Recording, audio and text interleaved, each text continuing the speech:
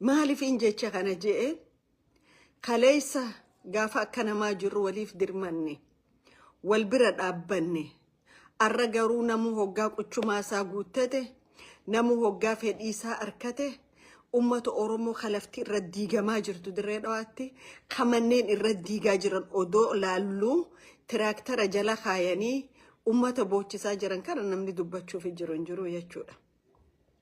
Unfortunate ummata Oromoota san namni isa madaalu isa bakka hin buune ani faarfattee bultuu miti ani garaa guuttattee bultuu miti an nama fedhii Oromoo xiqqoo takka dabarsee kan miti nama mirga isaatii fi dirqama isaatiis beekuudha jechuudha.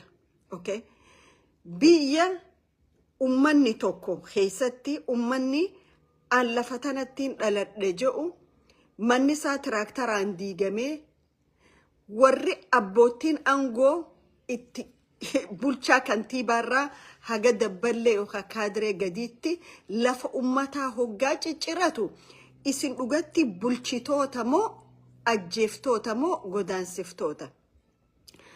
Lafa hirannaa naannawa kanaa keessatti haga warra ajajoota poolisaatii keessa jira. Haga federaalarraati keessa jira. Haga faarfattee bultoota ala kanaa jireenya isaanii jiraachuu dadhabee biyyatti miidiyaa banatee nama arrabsee mootummaa kan illaa wanni nama arrabsitaniif akka namni bukoo teessan gadi hin baafneefi wanni mootummaa faarsitaniif lafa ummataa hatuudha seentanii jechuudha. Okay, akkamitti mooraala qabaatta ummata Oromoo hiyyeessa Oromoo mana xiqqaa bara meeqa jaarratee wali fiffidee waan xiqqoo qabu waan guddoo qabu waan gurguratee wali fidee ummata kanarraa hoggaa lafa diiddee nama hirtu ati nama ifiin jetta moo bineensa ifiin jetta? Biyyoota qarooman kana keessatti warrootan kun warri maqaan liistiin beekane jiru lafa ummataa saame kun hagam takka akka murtiin itti murtooftu hooma nama ajaa'ibsiisu. An kaniin jedhu Dammallaash Gabreenyu itti gaafatamaa federaala poolisii federaalaa obboleessoo lafa tuulamaa gurgurattee fixxeeti lafa afran qalloo dirree dhawaa gaddeebite. Maali qaaniin hin jiru? Ati ajajaa poolisii federaalaati. Garuu gaddeebitee lafa hiyyeessaa dirree dhawaa keessatti lafa hiyyeessaa haga san fudhattee hoggaa I don't know. Ummanni Oromoo carrumaa fi hiruma dhabee bulchitoota irratti. Hiruma ummanni Oromoodha abaluun na bulcha jedhu bulchaa gaarii tokko dhabuunsaa waan garaa nama nyaatu jechuudha. Kantiibaan magaalaa Kajaadhaan Magariigaa hoggaa kantiibaan maqaa dhaawamu nuti dalagaa jira afaarsee bulaan kun haruuza saanaa tokkoo fi biddeena kutaa tokkoon afaan qaban kun. Obboleessoo nuti warri dubbatu biyya san keessoo dhufe warra miliyoonaan invest godhuu danda'u. Miliyoonaan invest godhuu dandeenya jechuudha.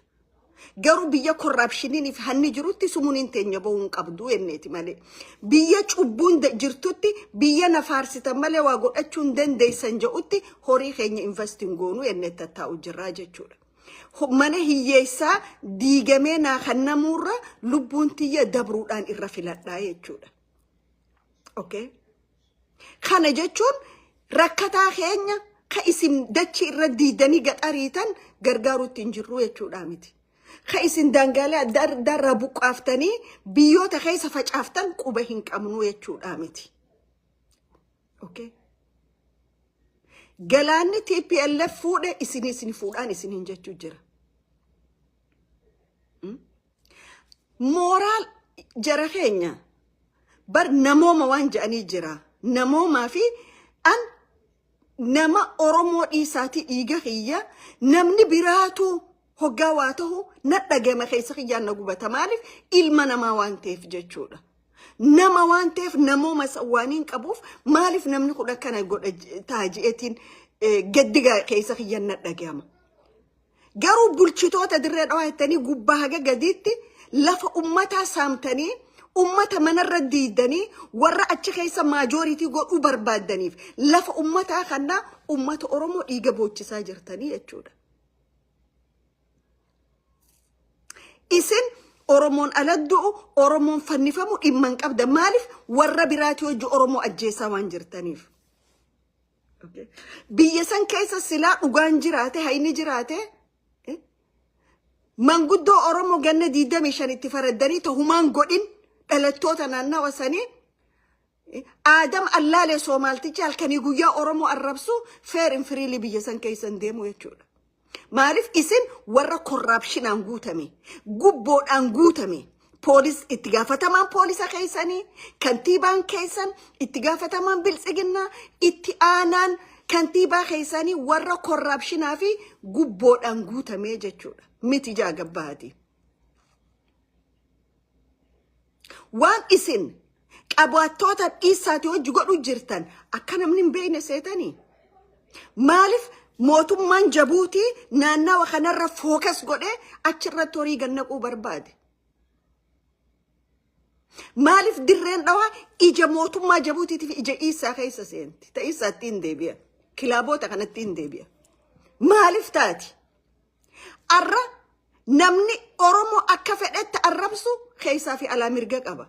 Intala dheengadda USA irraa galfattan walliftuudhatee ettan san intalti san social media kanarratti Oromoo dhiiga dabarteeti lafa irra gaxarrabsuun turre.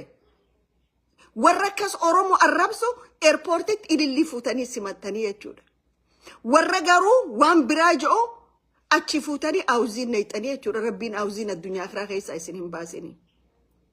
Dirree dhawaatti Oromoo arrabsuuf ati kabajaadha qabda. Ni jaalatamta.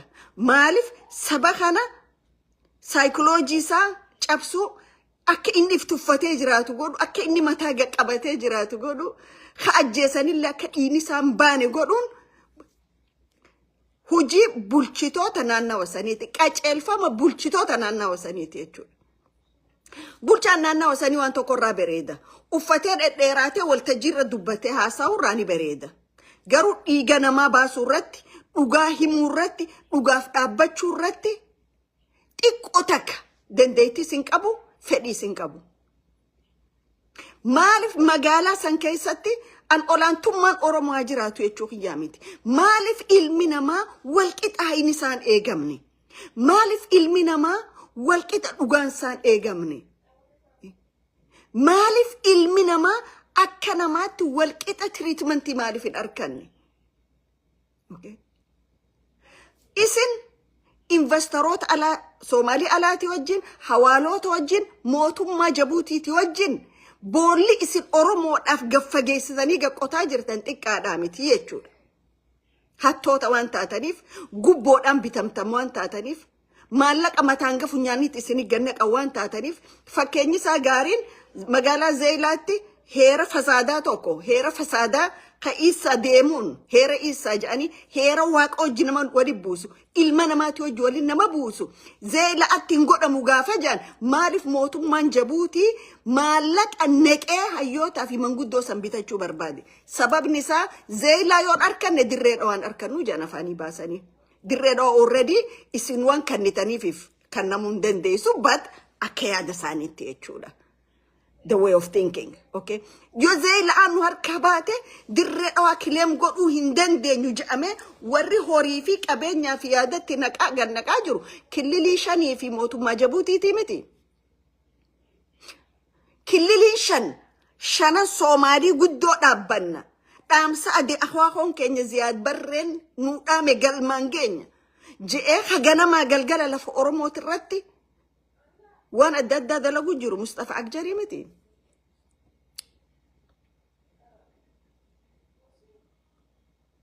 Maaliif kana cufa deemuu barbaade? Tokko zooniin bahaa hoogganan qabu, nama isaaf dubbatu hin qabu. Dhiira tokko dhiira hoggan jedhu an dhiirtii dubartii caaltittiin amanu. Hoggansa dhiiraati hoggansa dubartii caalatti isin amanu. Lachuu walqixa deeman garuu qaroominaa fi gootummaa walirra qabanittiin amana. Zoonii bahaa keessatti akka dhiirtii takka caffee Oromiyaa bakka hin buune yookaan Oromiyaa bahaa bakka hin guune parpaziliidha gootanii miti. مالف خاتق قوقا أبو متى خيسا قد أويتني يجود أكا أبوتي قدا خريو أكا هيجالوتي في أكا باتي أرغيتي يجود لفر نما دقوقو في نما قلتو ريكاردي غاري داتك أبدان كان أوبيديون أوكي تايا دنداوان دري دوا خيستي يكا أورمور هجيتا مجرو خانا چالا هجيتا مي هجيتي خمانا يداجرو خاكا فيتاني اللي قولو داف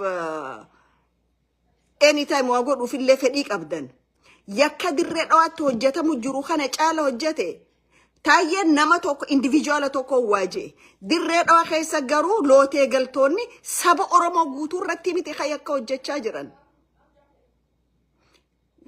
أورمو مالجا نمني ونما الرجيجي نما نرى خاسا اوكي نمني قاري ونرى جيجي نما نرى خاسا isin Oromon gafa akka gaaraatti isinirra jige eenyu ka isinirra kaasu laallaa jechuudha. Bar Khadir Johar ati lafa Oromootii fi ummata Oromoo dirree dhawaa keessatti akkana goote yeroo feetetti viizaa biyya feete dhawattee miliixee baduu dandeessa. Garuu miskiinni ati lafa irra diigu jirtu san kara tokko kara itti garagalan hin qaban. Ati alaayis kaapitaala qabda alaayis haala mijjeeffachaa jirta garuu warri ati lafa irra diigu jirtu san bakka tokkoo fi kara tokko itti deeman hin qabanii jechuudha. You know what addunyaa arraa kana keessatti warri yakka hojjete ama dhibballee yoo jiraatan numa qabamanii jechuudha. Okay. warri arra isin ummata Oromoo irra mana diisiftanii akkana morma isaanii ol qabdan kun gaafa ijoolleen teenya dirree dhawaa keessatti mataadha university keessa high school keessa karaa irratti TPLF fi PRDF dhumaa turte san eessa turan warri kun gaafas TPLF hojiin Oromoo irra yakka hojjechaan turre warri arra isin harkarra qaqqabdanii lafa Oromoo qoodanii fi Oromoota sadaan falmatu mana hidhaa jalaa guuraa jirtan kun. You know what? Hiddatu dhiiga malee dhandhanchin dhiiguu jedhan. Hiddaat dhiiga malee dhandhanchin dhiigu.